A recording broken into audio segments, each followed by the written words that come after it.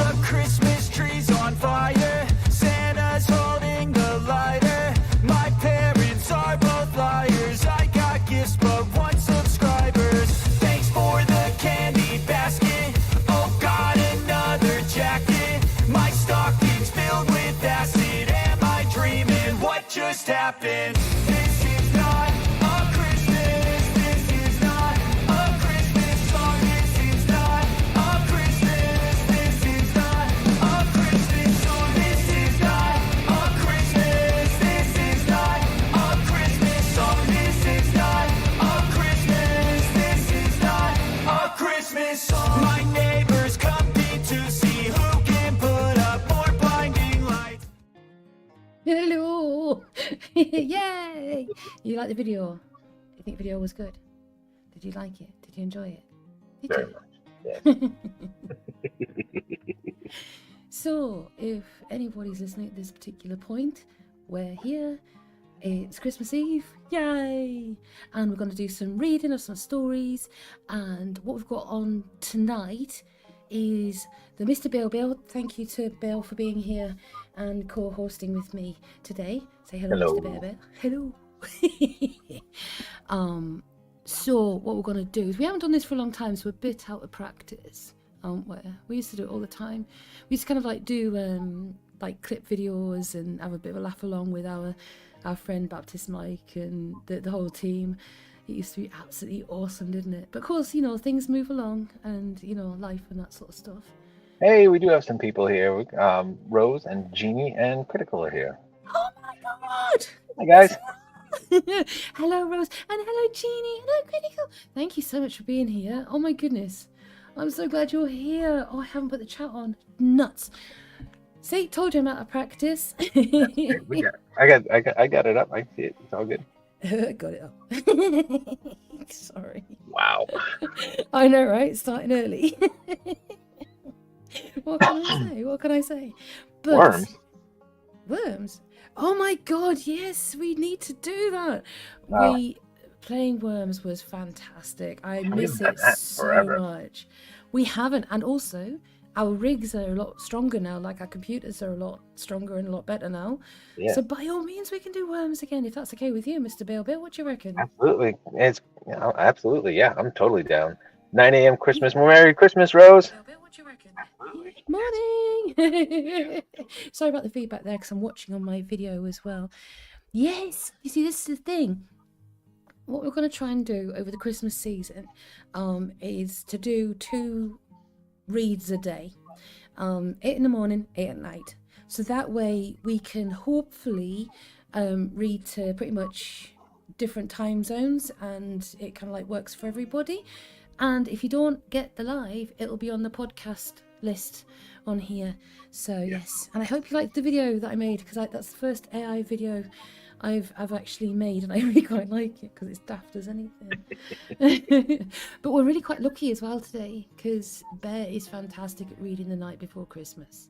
Yeah. And also he is an awesome author as well as narrator, and he's going to do sort of the 3rd read, and it's going to be his own work. And I can tell you, having heard it last year and having just been reminded of a bit of it now, it's fantastic. I think you'll like it. I think you'll like it, definitely. So we're going to look on being about an hour. We're probably going to be on for today. I had an accident. I moved my bedroom around today to kind of like reorganize it so it worked better as a studio as well as a sleeping area, which I know isn't great. I know you're not supposed to mix work with pleasure and that sort of thing, but you know. Anyway, so moved everything around, like heavy objects, using power tools, without any dramas or anything. Get towards the end of doing everything, and I actually drop a huffing great adapter on my foot. So I've ruptured a tendon. So now I'm not going to be walking on that for a few days. Yay! So I've got my foot propped up, so Bear's going to help me out and do the majority of the reading on this session. Is that all right with you, Mr. Bear? Fine by me. Yeah. So, if you guys are sitting comfortably, are we all sitting comfortably? Are we sitting comfortably? I think my chat's on a bit of a lag. But if you're all sitting comfortably, we're going to do The Night Before Christmas. Right. Change the music, but not to this one, because that one's a bit daft. Yeah. So would you like the it was the I've lost the tune. I think we were doing that one. You got it?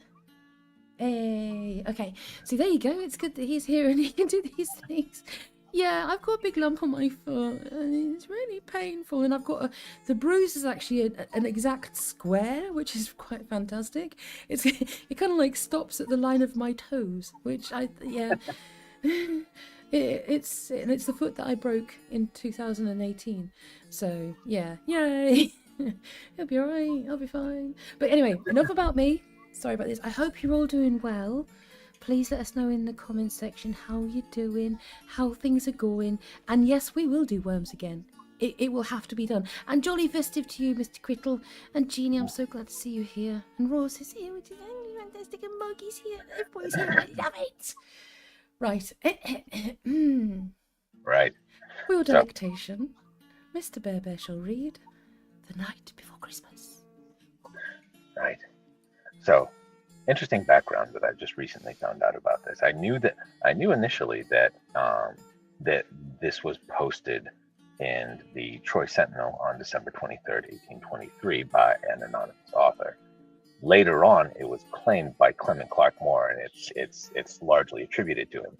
But there is some controversy, and some people say that it was possibly written by Henry Livingston Jr.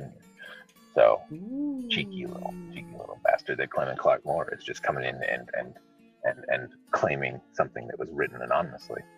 Scandalous. Anyhow, Scandalous. Right. So if we're all sitting comfortably, then we can begin. Comfy. 'Twas the night before Christmas, when all through the house not a creature was stirring, not even a mouse. The stockings were hung by the chimney with care, in hopes that St. Nicholas would be there. And I in my kerchief, and Pomona kerchief, and I in my cap, had just settled our brains for a long winter's nap. The children were nestled all snug in their beds, while visions of sugar plums danced in their hands. When out on the lawn there arose such a clatter, I sprang from my bed to see what was the matter. Away to the window I flew like a flash, tore open the shutters, and threw up the sash. The moon, abreast of the new-fallen snow, gave the luster of midday to objects below. When what do I wondering I should appear but a miniature sleigh and a tiny reindeer? With a little old driver so lively and quick, I knew in a moment it must be St. Nick. More rapid than eagles his coursers they came, and he whistled and shouted and called them by name. Now Dasher, now Dancer, now Prancer, now Vixen, on Comet, on Cupid, on Donner and Blitzen, to the top of the porch, to the top of the wall, now dash away all.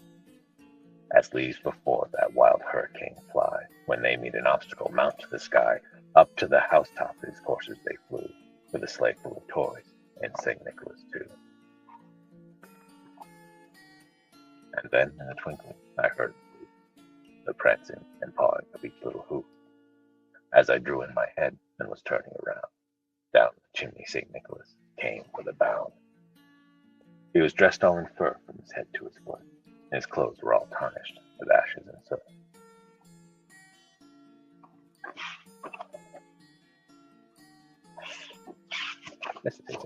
A bundle of toys he had flung on his back, and he looked like a peddler just opening his pack. His eyes, how they twinkled, his dimples, how merry.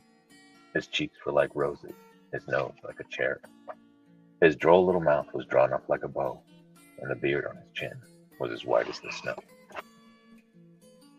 The stump of a pipe he held tight in his teeth, and the smoke it encircled his head like a wreath.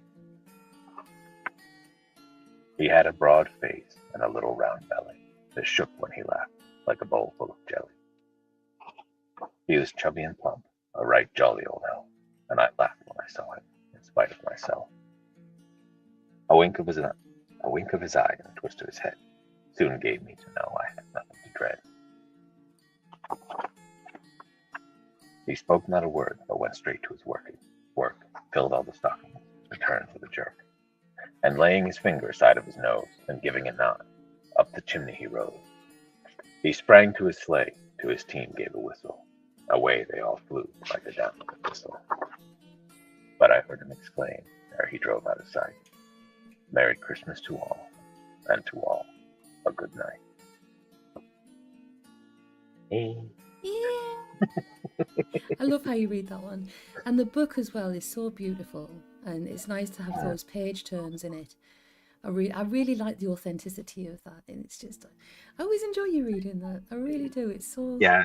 Next year, we do it again, or maybe if I read it again in this season, we'll have to like take pictures of it, make slides, because the book I have, the pictures are beautiful. It's illustrated by Charles Santor. And it's absolutely brilliant.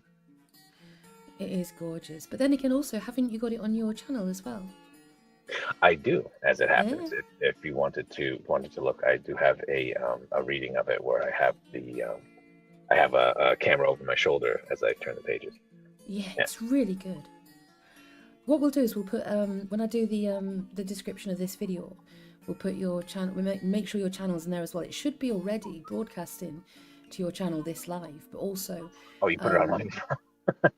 Yeah, I'm sorry. I think I did. You might have to have a little look. It's fine if you didn't. But, no, I'm sure I did. But at least I remembered to press go live. The things you just never live down. No. Was it the live one I missed, or did I just not record? I think we were recording a couple times and I forgot to hit record. Yeah, I think that's the whole thing. It's like the lives should go live, but I mean, you should press. No, you didn't press go live. No, you did press. I can't remember, but it was one of the two, and it was really funny. Some time ago now. But I think I'm enjoying how this is going. I think it should be a regular thing again, like it was before. And when I'm seeing like the Wormsley, I'm like, I want to play Worms now. It's been so long. I know. It's just been too long. And also we need to. It was the Worms anniversary, I think, a short while ago. Was it? Oh my. Yeah, have to look into that and see exactly what it was. But okay, so whiffle, blah blah blah. Should we do the next one? The next one's actually, I think, is it a Grimm one or is it a Hans Christian Andersen one? I can't remember. The snowman is Hans Christian Andersen. Obviously a writer of great renown, mostly for The Little Mermaid, which in itself, talking about stories of characters in books and that sort of thing, The Little Mermaid also has had some controversy, not only recent times in the Disney films, but in its actual original meaning. And I think it's one of those ones, I'm probably not going to get into it now, but it's got a very fascinating history to the story of The Little Mermaid, and I really like it. But then again, also the actual statue itself is freaking stunning. It just kind of like, literary history. We love it. So, Her Royal Nimbleness and Ladyboy Catherine just wandered by and said, meow, meow, meow. Yes, cats and dogs and all sorts of pets are, of course, invited to the show. They are more than welcome to have a listen as well. And I hope you guys are enjoying this. But on the next one, Mr. Bale will do my characters for me. And I will do the narration. He's actually helping me out a lot today because even though I've got honey tea, I've actually got quite a bad throat as well. Oh, my maladies, listen to all my woes today. But, yes, so this one's Hans Christian Andersen, and we're trying to pick things that are a bit different. We might get a bit quirky with some of the stories. I might read some of the stories exactly as they're supposed to be. But you never know. Ooh. So, the so you want me to just do the snowman part, and you want to do the rest? Oh, you're going to do all the voices. I think that'd be fun. How many voices are there? I'll just read the narrative bit. I mean, there's a dog in there as well. I mean, I could do the girly voices, because the girlies have to sing a song, kind of sing a song. No rehearsal here at all. No, we're just winging it. Yeah. Best way to be. We're just cold reading on the fly. Professional narrators that we are. We can cold read anytime. Woo! The only thing is with the live show is like, let's read, stop, delete, go back again. Read. Oh yeah. This one's gonna be like read, mess up, fluff up, and go. Sod it, I'll carry on. Yeah. So my work time versus finished audio when I'm actually recording to it is at least 3 times. Ink is like 2. It depends on the book, though. Yeah. I'd say 2 to 3. If it's an author I know well, it'll probably be 2 hours to 1 hour of actual content. If it's an author I don't know so well, or if it's a classic, such as the Pickwick Right. Papers, for example, Oh that's my God. definitely 3 to 1. That was that I love that was Charles Dickens, yeah. Pickwick Yes. Papers. I love Dickens and I love Pickwick Papers, but I could see how that was quite a slog. Yeah, not as much as Rackety Tam. That was just the sheer size of the cat. I thought you did that brilliantly, frankly. And I anybody on here that has listened to a Rackety Tam, back me up. I thought she did it brilliantly because the thing is, and I've experienced this to a degree. I don't think I've done anything with that larger cast, but exactly. Yay! But Thank you. but if the narrator, if you as a narrator are having trouble keeping track of like the voices and everything for the cast of characters, anybody listening to it isn't going to keep any closer track. So if you slip, it doesn't really matter. Yeah, but I always keep notes of who's who. Yeah. And it's like if there's a group of people, you have a high, medium, and low voice. If there's kind of like, you also do ages, you do high, medium, and low age. And it kind of like, that's the way you can kind of like keep your characters clustered. And also to have each character has to have somebody famous like associated with it. And of course, a notebook. A notebook is essential. Absolutely. If you can have like a pre-made character somewhere, like something that you already have in your head, to like tack onto a character in a book, yeah, definitely. Mm-hmm. But or I mean, emulate famous people, like kind of do your version of a famous person's voice and just kind of like create. Yeah, but if there's like 10 different characters in a book, there's no way you're gonna have something unique for each one. So. I've got to say, Raggedy Tam, there's about 50 billion squillion, literally, and one. There were so many. It was like, I cannot cope. I loved the story, but by Eckers, it's a narrator's nightmare doing that book. Seriously, I couldn't even. But it's a phenomenal book. I recommend anybody to read it. But yeah, you can read it. I'm just not going to read it again. Well, I might do in the future, but I've got so much lined up already. We've got to mention as well, Box of Secrets. We're going to start on Boxing Day. See what we did there? That's the way you do it. So anyway, let's crack on with another story. We'll keeping them quite short today, so just to kind of like fill in the time like you do. And we might even snaggle in a little one at the end, just take the mickey out of an old style fairy tale. So this one I think we'll do kind of like down the line and see how it goes. So it's called The Snowman by Hans Christian Andersen. It is so delightfully cold, said the snowman.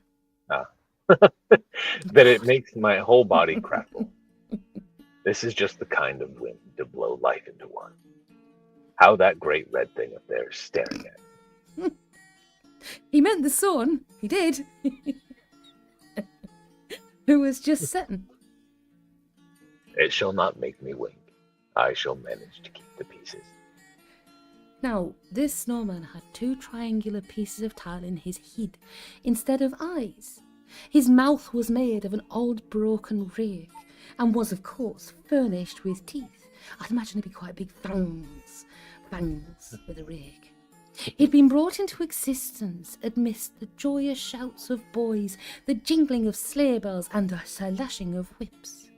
The sun went down and the full moon rose, large, round, and clear, shining in the deep blue. There it comes again from the other side, said the Reverend. Who said the snowman, who supposed the sun was showing himself once more. I have cured him of staring, though.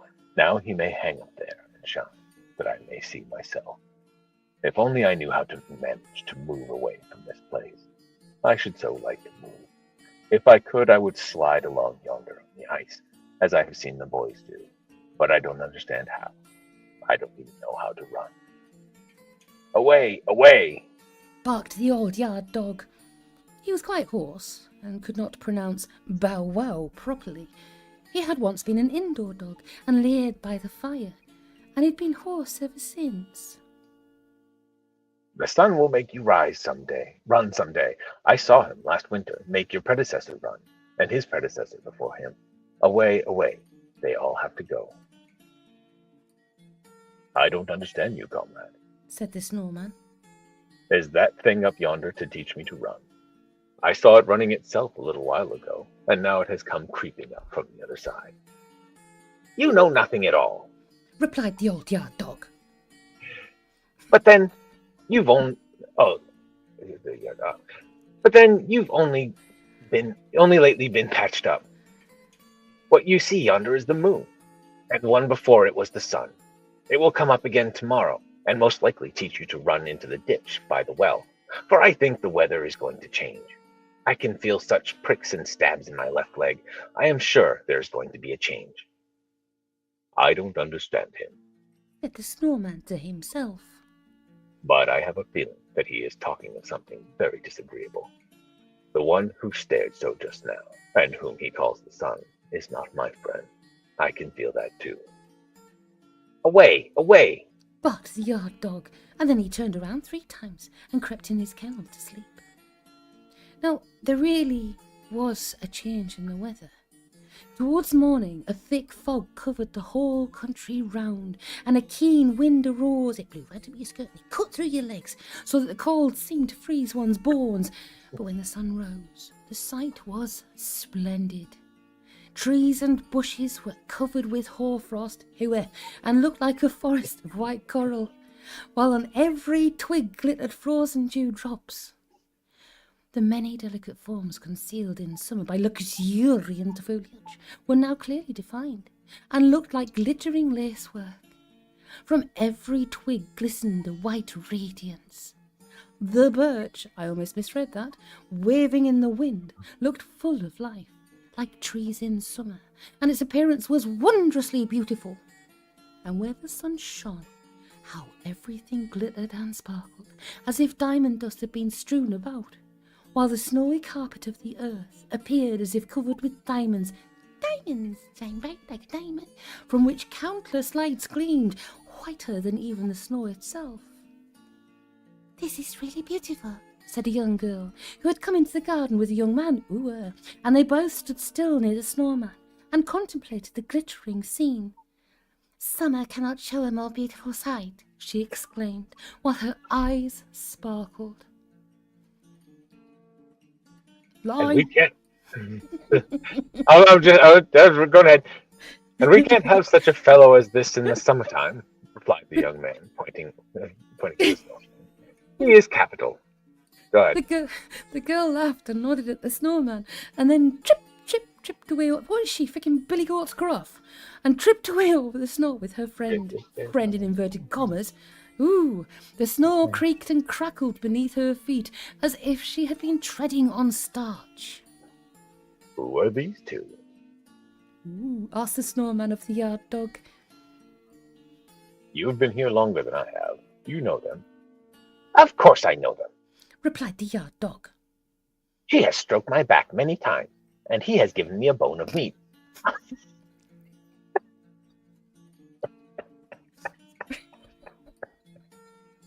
I never bite these two. But what are they? Asked the snowman. They are lovers. He replied.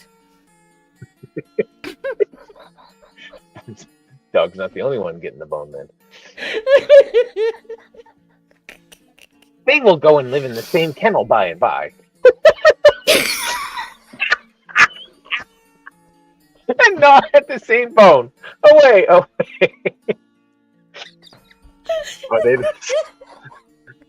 Are they the same kind of beings as you and I? That's the stuff.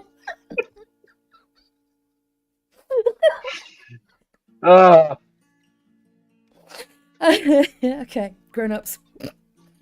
It's your line. Well, they belong to the same master. Retorted the yard dog. Certainly people who were born yesterday know very little. I can see that in them. I have age and experience. I know everyone here in the house. And I know there was once a time when I did not lie out here in the cold, fastened to a chain. Away, away. The cold is delightful. said the snowman. But do not tell me. But do tell me. You must not clank your chain so, for it jars me jars all through me when you do that. Away, away. Barked the yard dog. I'll tell you. They said I was a pretty little fellow once when I used to lie in a velvet-covered chair up at the master's house. The master's a dick. And sit in the mistress's lap. They used to kiss my nose and wipe my paws with an embroidered handkerchief. And I was called Ami, dear Ami, sweet Ami. But after a while, I grew too big for them, and they sent me away to the housekeeper's room. So I came to live on the lower story. You can look into the room where you stand and see there where I was master once. For I was indeed master to the housekeeper. It was certainly a smaller room than those upstairs, but I was more comfortable, for I was not being continually taken hold of and pulled about by the children as I had been. I received quite as good food, or even better. I had my own cushion, and there was a stove, and it is the finest thing in all the world at this season of year. I used to go under the stove and lie down quite beneath it. I still dream of that stove. Away, away. Does the stove look beautiful? Asked the snowman. Is it at all like me? It is just the reverse of you. Said the dog. It is as black as a crow and has a long neck and a brass knob. It eats firewood.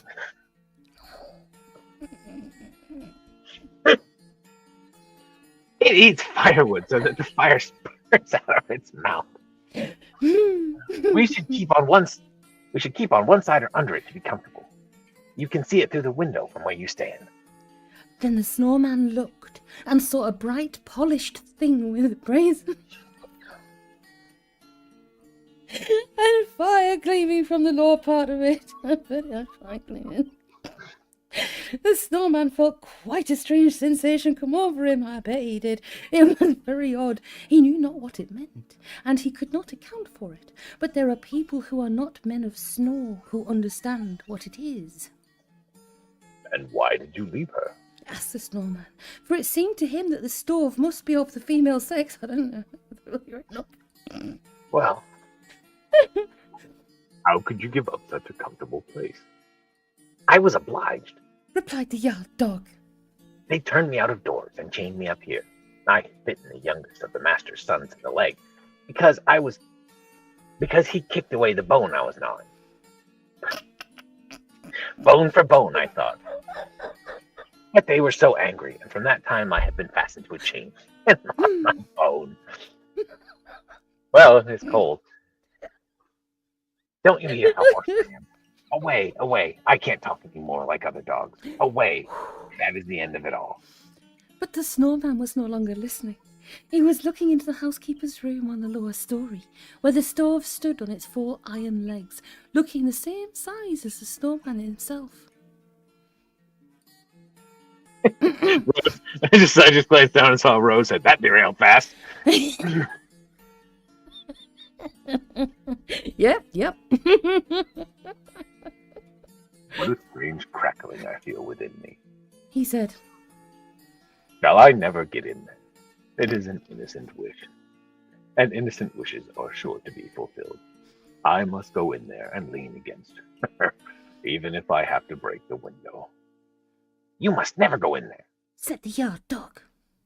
For if you approach the stove, you'll melt away. I might as well go, said the snowman. For I think I am breaking up as it is.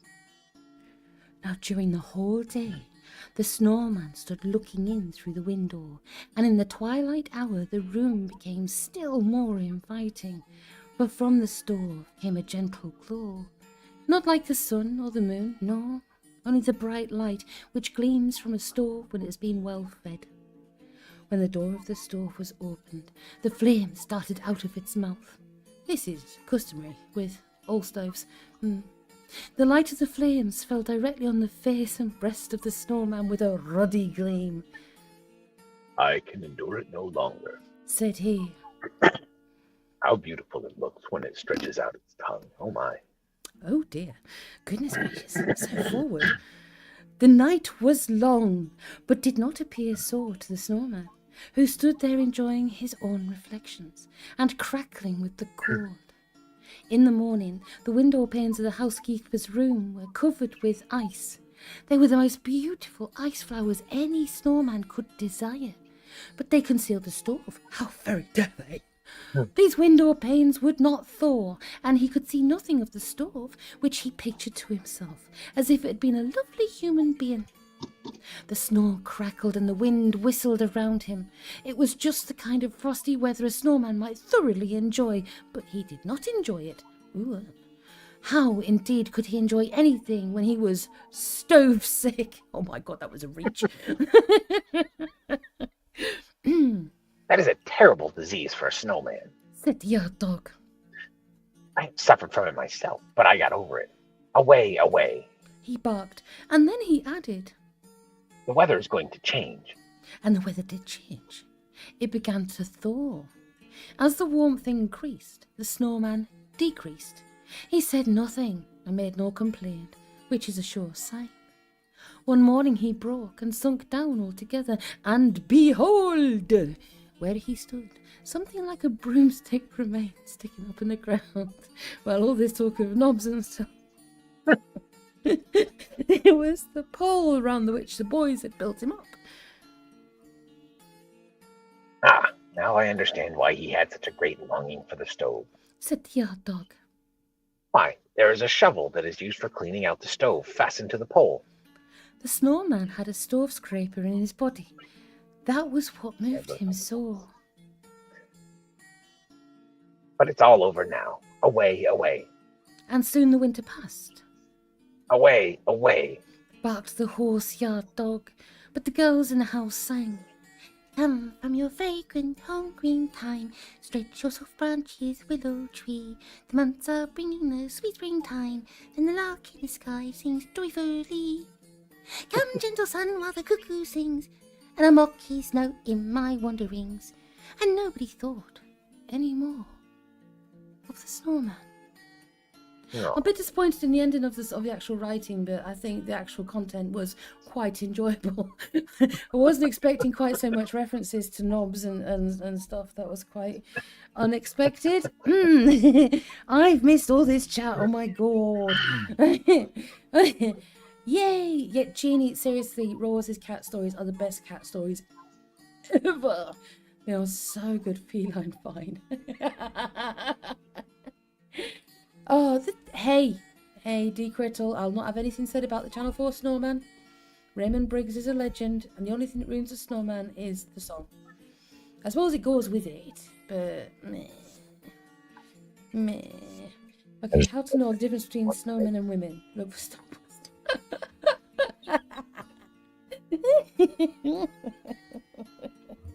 Oh my goodness. I asked Santa to sell me Vixen and Cupid, but he said they were too dear. Run-dun-da. Oh, Jeez, jeez. missed you. That took me way too long to get. I'm ashamed of myself. I'm disgusted with you. Like the amount of dad jokes you've got, and you missed that one. You're losing your touch, fella. Seriously, shocked me. Shocked me to the core. I know, Right, so we are on 2034. Yeah, Do you but want to read some of your did- wonderful book? Yeah, but did you hear about the guy that dipped his balls in glitter glue? Pretty nuts. Oh God. I know that's your go-to, but it still doesn't get any less painful. Imagine the guy trying to peel that off.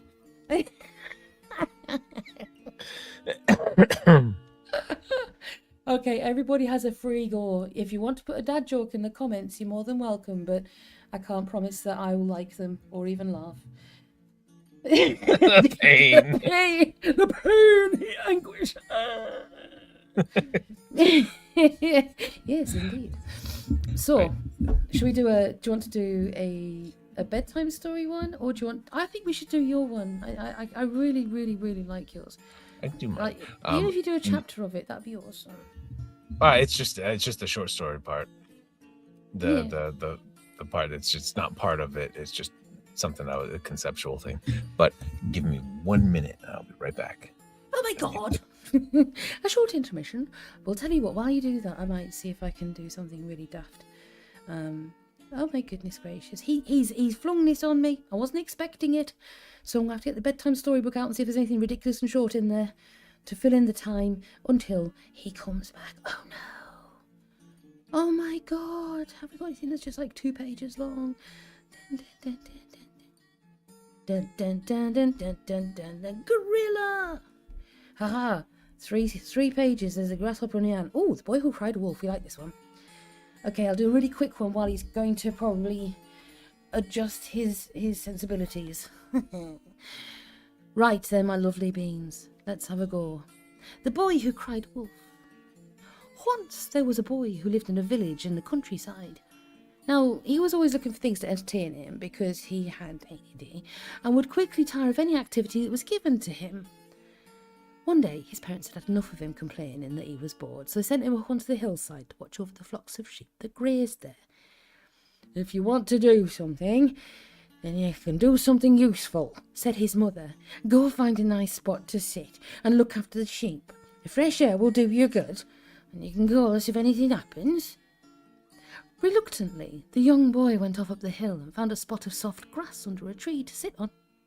Now it was a beautiful day. But the boy soon tired and got bored of watching the sheep and decided to play a trick on his parents in the village below. Help! He shouted at the top of his voice. Help! There's a wolf coming to eat the sheep. Come quickly! Now soon he saw a stream of people running from their houses and up the hill to help drive the wolf away. When they reached him, puffing and panting, they realised that there was no wolf. The looks on their red faces made the naughty boy burst out laughing. I'm sorry, he said. I couldn't resist joking with you. Now, the villagers didn't think his joke was very funny at all. I love the boy's accent. You're welcome. And went back down the hill, shaking their heads angrily. Now, before too long, the boy was bored once again. Yelp! He shouted. There's a wolf coming to eat your sheep. Sure enough, the villagers stopped what they were doing and ran up the hill to the boy's aid. He laughed and laughed until his stomach hurt. I'm sorry. Once he had managed to get his breath back, it's just attempting to trick you all again. Without a word, the villagers turned and went back to their houses, leaving the boy alone once again. Suddenly, he saw a big, black shape slinking between the trees, and his heart started to race. Wolf! He called as loudly as he could. Come back, there's a wolf coming to eat your sheep! But no one came. All the doors to the houses stayed shut. You see, the villagers all thought he was trying to trick them again. The wolf had an extra special meal that day. First he feasted on the sheep.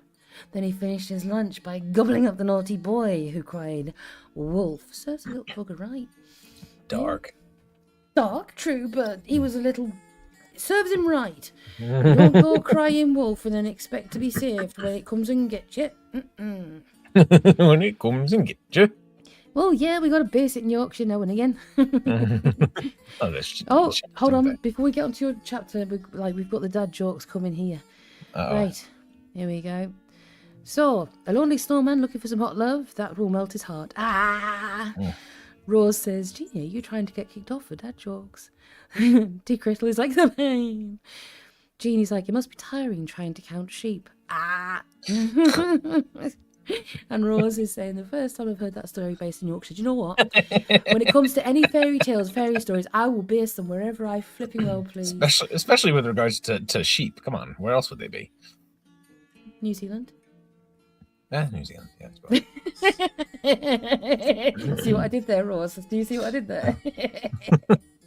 Do you know how New Zealanders find sheep in the tall grass? Tell me. Irresistible.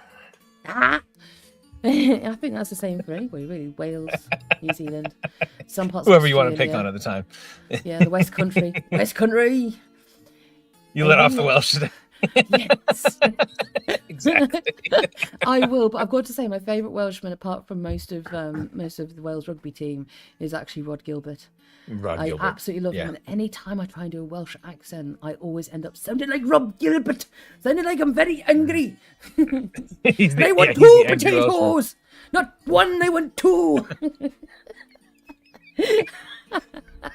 of the best skits I've ever seen is his two potatoes. And second is probably Rob Brydon. Oh God, yes, Rob Brydon is absolutely wonderful. I love him. He's a brilliant panelist, but then again, he's also good on his stand-up as well. Oh yeah, his stand-up is great. Stand-up is one of the best things in the world, and actually, that's something new. Stand-ups will be all coming out. Maybe we should do something where we review stand-ups, like just do a little few seconds here and there. That'd be fun. Yeah, that'd be awesome. Just like kind of, because they're all gonna have their Christmas specials and their DVDs. The dividends. It's not dividends anymore, is it? Not No, not really. Right. Right, your turn, mister. Okay. So this is a short story that I wrote that's supposed to be kind of in the universe of an idea that I have to write a series that I probably will never write because I don't write all that much. But anyways. But he should. So the name of the short story is called Fallen Night. Come on, Bobby. Amy turned and called to her youngest, who had been lagging behind, crossing the parking lot, stomping his little boots in the freshly fallen snow. The car chirruped behind her as she unlocked it with the fob so the older kids could start loading the groceries. The day being what it had been, Amy hadn't been able to get to do the shopping before all the kids were done with their extracurriculars. So with all four in tow, she had done her big shopping for the month and only just made it out before closing. Now night had descended. The parking lot was empty but for their SUV, and they were running ahead of a snowstorm that was set to dump several feet of snow on them. Mama, Mama! Snow, snow, snow! Bobby shouted. He was running in circles now. Ruth stood beside Amy, hands on hips, rolling her eyes in the way that only preteens can. Yes, I see the snow, sweetie, and there's a lot more coming, so let's get home so you can go sledding and have hot chocolate. Sweetie, watch out for that oof lamppost. Ruth, could you go get him for me? Melodramatic sigh. Fine. You're a peach, Ruthie. Fortunately, Bobby was bundled up in a down jacket fluffy enough to make Mother Parker proud. The resultant collision with a metal pole, therefore, only caused him to bounce off harmlessly and land with a poof in the gathering snow. He was now giggling and wallowing on his back like a turtle while Ruth trudged to the rescue, managing an angsty slouch even amidst a winter wonderland. Amy looked back to the car to find the groceries already loaded, and James and Ella matching off the front seat. James groaned as his rock lost to Ella's paper and got into the back seat, grumbling to himself. Don't be mad at me, Ella called back to him. You always use rock. Perfect, Amy thought. Now I just need the other two. Hello, missus. Amy's blood ran cold at the deep, unfamiliar voice, and the sight of its owner as he loomed before her, between her and her two children, still in the parking lot. Where had he come from? The lot was open for at least 50 feet in any direction, but suddenly there he was. He was well over 6 feet tall, broad in the shoulders and chest, wearing a grubby, tattered coat and a hood pulled up over his head. The nearest light pole, the one Bobby had just made friends with, was behind him, throwing his features into shadow. But she could only just make out a long, gray, scraggly hair and matted beard. She took in all of this in a moment, but the important fact to her was that this large, unknown, and apparently homeless man was in between her and her children.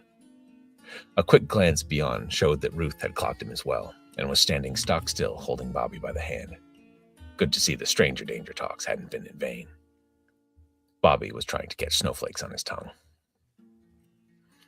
The shabby man didn't miss her glance, and looked over his shoulder at the two. Amy braced to run at him if necessary, if only to distract him long enough for Ruth and Bobby to get to the car. He only turned back calmly, though, and said evenly, "Ah, yes, I saw the little one fall, and I thought, where is his mama? But here you are. And even has his elder sister to help him. He is a fortunate lad." He spoke with a strange accent Amy didn't recognize and seemed out of place with his appearance, a strange lilt that didn't match with his deep voice. Yes, Amy stammered, finding her voice. Well, I really should be getting them home before the snow gets worse. Do you need anything? Some money? She held up her purse, hoping to keep his attention on her and not the kids. The homeless man, however, didn't budge from the spot. He tilted his head back to the falling snow and took in a deep breath. Yes, the snow. It does so remind me of my home. Amy jumped as Bobby's little voice piped up. Where's your home? She'd been so fixated on the stranger she hadn't noticed that Ruth had been trying to edge around to the car without being seen.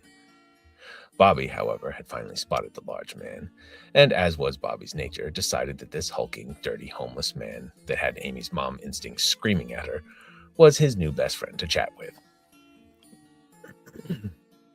The homeless man turned to Bobby, and though his face was mostly obscured, his scraggly whiskers moved in such a way as to suggest he was smiling. Ah, little one, where I am from, the snow was so deep we would sometimes need to dig tunnels from house to house. The sun does not set for half the year and does not rise for the other half, and we would race our reindeer sleds across the snow under a sky lit with the god's fire. Bobby's eyes widened. Reindeer sleds? Like Santa? Amy's nerves twanged as the man leaned forward slightly and replied conspiratorially. Who do you think taught you, Lanissa, Santa, to drive his sleigh? Whoa! Bobby pulled on Ruth's hand and made it to step closer to the man. Bobby! Amy called sharply and more shrilly than she meant to. Her voice snapped him out of his imagination, and he turned to look at his mother. Amy took a breath to steady herself. We have to get home and get some hot chocolate, remember? Say goodbye to the nice man. Yes, the big man said, making a shooing gesture. Listen to your mama. Bobby beamed. Okay, bye, stinky man.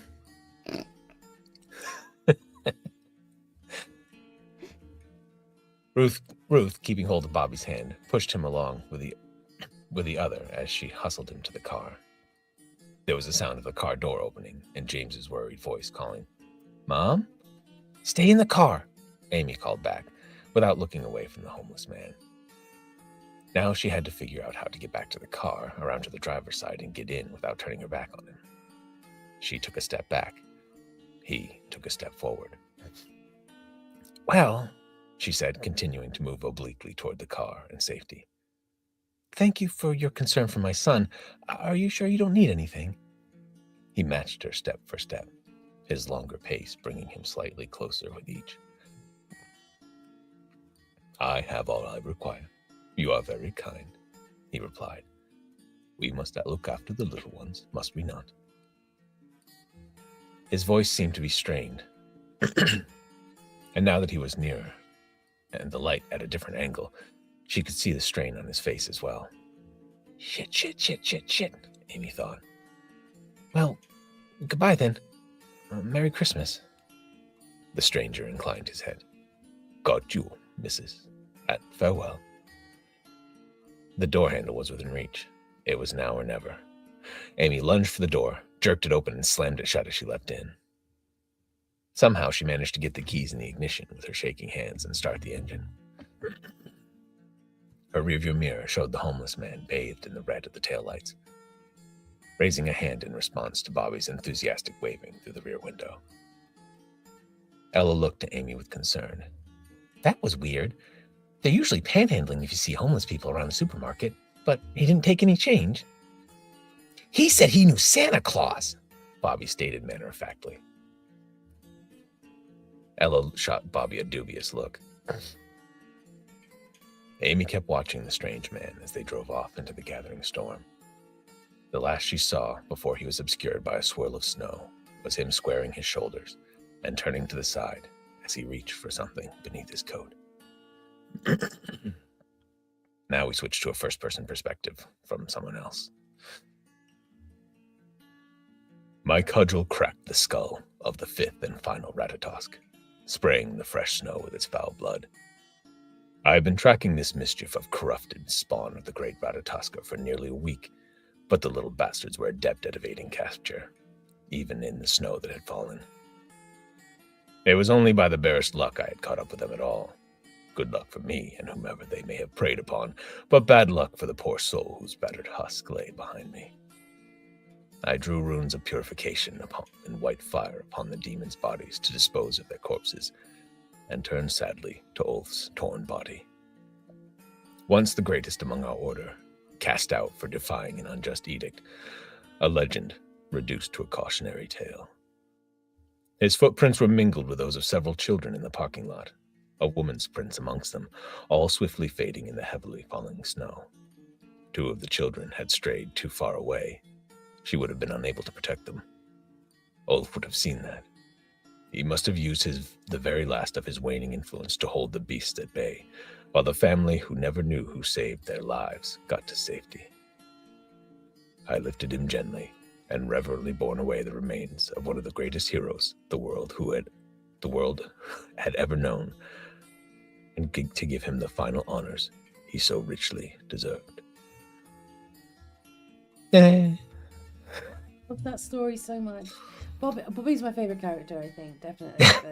But it's got it's so well written. It's got such kind of like good balance between the different storylines and the characters involved, and everybody's got a very defined role within it. I really, really enjoyed that. It's just so nice to listen to. It's I love it. I love it. That's so good. It's just a little short story.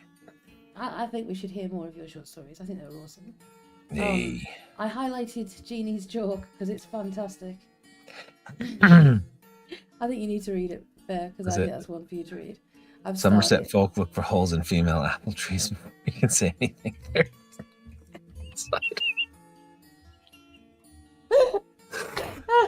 Wow. and talking of which, we could go to the bedtime stories and do Puss in Boots if you want. Or we can just like call it for today and say we'll do Puss in Boots next time. And what do you reckon? How are you feeling? We got a few minutes left. Let's see. In the bedtime storybook, it's on page 39. Bedtime storybook. Yeah. Do you want to? You could be Puss. Yeah. Well. You can do the voices because I like it when you do the voices. It's fun. I loved your dog in the last one. You kept him as like you anthropomorphized the dog, but you could tell it was a dog. If that makes any sense. I suppose. See, there you go. Rose says that story was sweet and sad. Would love to hear more. He does. He writes so very well. There was another book that he wrote and he didn't finish, which is Rude. 7 chapters I read of that flipping book. It was so good, and I was absolutely mesmerized by it. How many do I have? I've got 9, I think. I think more like 11. I think I got up to 11. It was 11 where he was in the room with the 2 guys, and they were kind of like rare, and he was like meh. Hang on a second. I should have it here. That's my creative, my very fine literary analysis there. Rare. Let's see.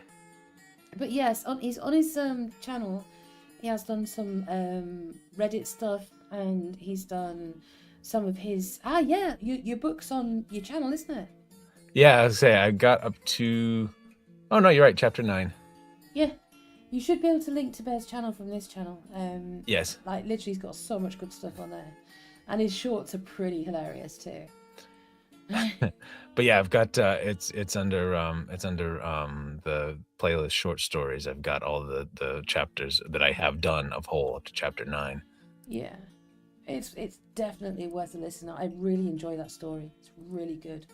But as I said, that one that you've just read, that one, what was the name of it? Fallen Night. Fallen Night. Yeah, because I got to put it in the yes. in the blurby blurb stuff. Blah, blah, blah. Blurby blurb. The blurby stuff. That's the technical term. That's my excuse. I'm sticking with it. Yes. So with Puss in Boots, there's a lot of narrative, but I think you doing the voices would be good too, because that kind of works well. Yeah, that's fine. That's only a few pages. We should be able to have enough time to do that. Yay! Should we do it? Yeah. Puss in Boots. Yeah, Puss in do it. Boots. And also, I don't know if you have in America, you don't have the pantomimes, do you? In America. Pantomimes? No. Ooh. Well, basically, in the UK, it's a massive tradition that every Christmas, all the pantomimes go on, all the Z-list celebrities go on there to get a little bit of, FaceTime and that sort of thing. But it's something that is loved by parents and children alike. There's always a dame, like a comedy dame that's played by a dude and he's over made up. There's always what's the name of it? Jack the Ladder, kind of like the principal boy. Is always a girl who plays the main boy character. So it's kind of like it reflects the Middle Ages and the times of the Globe Theatre, where like men would play women, women would play men, and it kind of like worked out that way. It was really... Oh no, it isn't. Good call there, Jacob. Oh yes, it is. No, it is. Cannon and Ball used to always do them, didn't they? If you know, you know. Back in the days. So one of the most famous ones, most popular ones, next to Cinderella, is actually Puss in Boots. So that's why I've chosen this one. So I shall read the narrative. And we're going to try and be grown-ups, but I cannot promise anything. Puss in Boots. Once upon a time, there was an old miller who had 3 sons and very little money. Now when the old man died, he left his sons everything that he had. Oh, that was nice of him. Oh, that was ever so nice. He gave his mill to his eldest son, his faithful donkey to his middle son, Donkey! But to his youngest son, he left only a cat. I'm sorry, but I wouldn't mind. Like, I don't have to work hard on the mill. Donkeys take up a lot of room and space, and I wouldn't mind just having a cat. Seriously. Very low effort cats. Yeah, exactly. The youngest son was very disappointed with this. What on earth am I supposed to do with just a cat? He complained. My brothers can get their gifts together and earn a living, but this cat will bring me nothing but bad luck and poverty. Nice. I like how the West Country reduces into Southern Ireland. That is absolutely outstanding. The cat, who was a very clever animal, we shall call him Gus, heard this and hated to see his master so sad. Don't worry, sir, said the cat. All you need to do is get me a bag and a pair of boots, and I will see to it that your luck is not so bad after all. The young man decided he had nothing to lose, and he did as the cat asked, not once questioning why the cat was able to speak. Yeah. His first thing wasn't, oh my god, a talking cat. It was, yeah, sure, I'll give you. Yeah, sure, here you go. It's the power of the persuasion from the kitty cat. That's what it is. The cat strode off through the field in his fancy boots, with his bag over his shoulder, until he came to a rabbit warren. He filled his bag with sweet grass and parsley, then crouched down at the entrance to the burrow and waited. Soon enough, the smell of the fresh grass drew a plump young rabbit out of its burrow, and he hopped into the bag. Quick as a flash, clever Puss in Boots pulled the drawstrings tight and caught the rabbit. Straight away, Puss went to the palace and asked to see the king. Bowing low, he presented the king with the fat rabbit. Your Majesty, I present to you this rabbit as a gift from my master, the Marquis of Carabas, he said. This was a noble title that the cunning cat had made up, for his master was really no more than a poor miller's son. The king was very grateful for the gift, and once again did not question as to why there was a talking cat in his throne room, and asked the cat to send thanks to his master. The next day, and every day for the next few weeks, the cat returned to the palace with rabbits, partridges, and other delicious gifts that he caught in his bag. Each time he gave them to the king, telling him that they were from the Marquis of Carabas. The king was very thankful for all of these gifts, and decided that the Marquis must be a great and generous man. Now one day, Puss in Boots heard that the king and his beautiful daughter were going to take a carriage ride along by the river. He ran to his master saying, Sir, I have a plan. Do as I say, and you will be very rich. He told the miller's son to go and bathe in the river. While the young man was washing, maybe they're doing a Pride and Prejudice thing, you know, where he comes up out of the lake and he's all swish. Swish, swish, swish, swish, swish. While the young man was washing, the craft... like, what is it? Let the dog see the bait? What's the term? Like he's in the river, like the cat see the mouse or something. That's a euphemism. Right. He told the miller's son to go and bathe in the river. While the young man was washing, the crafty cat took his ragged claws and hid them under a stone. As the king's carriage passed by the river, Puss ran up to it shouting, Help! The Marquis of Carabas is drowning! "Oh no!" The king recognised Puss in Boots and ordered his men to go and help. As they splashed into the river towards the miller's son, the enterprising cat told the king that while his master was washing, a band of robbers had stolen his claws. He added that although he had run after them bravely, he could not catch them before they disappeared. Oh no! The king was very sad to hear this news. He sent for an elegant suit from the palace for the Marquis to wear. How did he know his size? Just saying. One The young size man fits all. Maybe the tailor came with it. Could do. The young man looked so handsome in these fine clothes, so it said it must have come with it, that the king's daughter fell in love with him, as soon as she saw him. Had to be tailored. Exactly. He was asked to join the king and his daughter on their carriage ride, while his faithful cat ran ahead. Couldn't even give the cat a frickin' seat in the carriage. Rude. Marching Right. off in front of the carriage, Puss in Boots came across some workers mowing a field. The king is coming. He said, When he asks you who your master is, you should say that it is the Marquis of Carabas. Do this and you will be rewarded. ooh. Every time he passed a group of workers, he told them the same thing, and sure enough, they did as they were told, and said to the king that they worked for the Marquis of Carabas. Now, the king was seriously impressed with the wealth of the Marquis, not even questioning, why does this man have so much land on my acreage being the king in his kingdom? Just wondering. And the amount of land that he owned. Seeing the way that his daughter looked at the young man, he began to wonder if he might be worthy of her hand in marriage. Up ahead, Puss in Boots had reached a magnificent castle which belonged to a fearsome ogre. The cat took a deep breath, for he was rather nervous about the next stage of his plan, and knocked on the castle door. When the huge ogre answered, the cat bowed very low. Greetings, good Sir Ogre. I was passing this way and felt it would be rude to not pay my respects to you. The ogre grunted rudely, but nodded that the cat should come inside. Now, Sir Ogre, Said Puss. your special powers are well known throughout the land.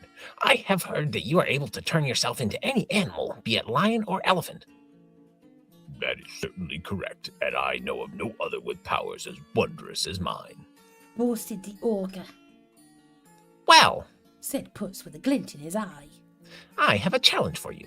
I have no doubt that you are skilled in turning yourself into big and terrifying animals, but I bet that you can't transform into something much smaller than you are, such as a mouse, for instance. Ooh. How dare you doubt me? Roared the ogre angrily. Just you watch this. Before Puss's eyes, the enormous ogre shrank down to the size of a mouse. In the blink of an eye, Puss pounced on him and gobbled him up, leaving the castle without an owner.